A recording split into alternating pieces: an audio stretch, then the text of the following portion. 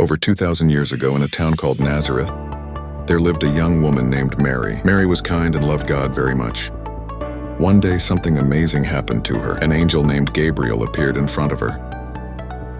She was frightened at first, but Gabriel spoke gently. "Do not be afraid, Mary. God has chosen you for something very special. You will have a baby, and he will be the Son of God." Mary was confused because she wasn't married yet. She trusted God. "I am the Lord's servant. Let it happen as you have said." Mary was engaged to a good man named Joseph. When Joseph found out that Mary was going to have a baby, but one night as he slept, an angel of the Lord came to him in a dream. "Joseph," the angel said, "don't be afraid to marry Mary. The baby she will have is from God. He will be called Jesus, and he will save his people from their sins." When Joseph woke up, he knew he had to follow God's plan. He married Mary and took care of her. Not long after, the ruler of the land, Emperor Caesar Augustus, made a new law. He said that everyone had to go back to their hometown to be counted. Joseph was from Bethlehem, so he and Mary had to make the long journey there. Mary was going to have the baby very soon, but they had no choice. Began the trip. Joseph walked and Mary rode on a donkey. The journey was hard, but they trusted God. When they finally reached Bethlehem, the town was very crowded. So many people had come for the census that there were no rooms left at the inns.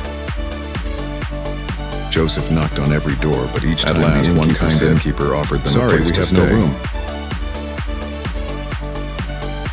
I don't have a room, but you can stay in the stable where I keep my animals." He said. It was not a fancy place. The stable was full of animals, hay, and the smell of fresh straw, but it was warm and dry, and it would have to do.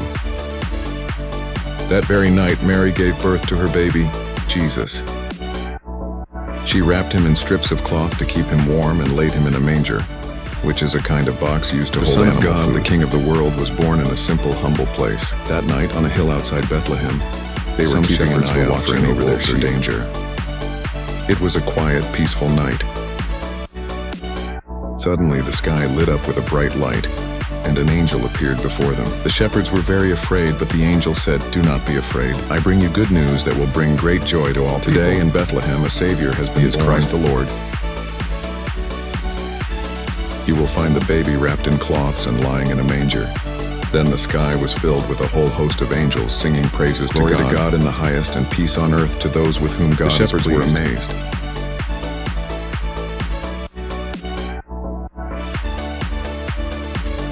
As soon as the angels went back to heaven, the shepherds said to each other, "They left their sheep behind and hurried to see this wonderful thing that has happened."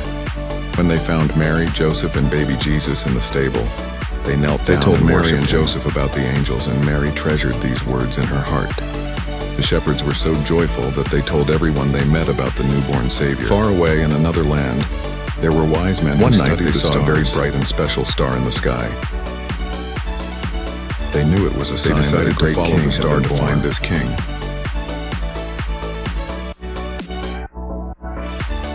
They packed gifts of gold, frankincense, and myrrh. Precious the star led them all the way to Bethlehem and stopped over the place where Jesus was.